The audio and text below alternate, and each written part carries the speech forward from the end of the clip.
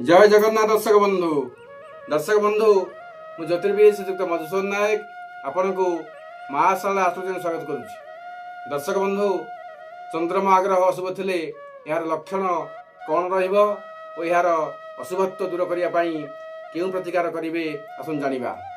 चंद्रमा आग्रह अशुभ थिले दुधियारी गाई थिले मरि जांती, घरे थिबा नलकूप और पोखरी पानी विषाक्त हो जाए, साहाय्य करिया व्यक्ति क्षीण होता है एवं मानसिक अस्थिरता वृद्धि पाई था। यही अशुभत्व दूर करने प्रतिकार स्वरूप प्रथमतः गुरुजन चरण स्पर्श करी आशीर्वाद नियंतु। द्वितीय शिव उपासना करंतु। जेकोसी पूर्णिमा गंगा स्नान करंतु।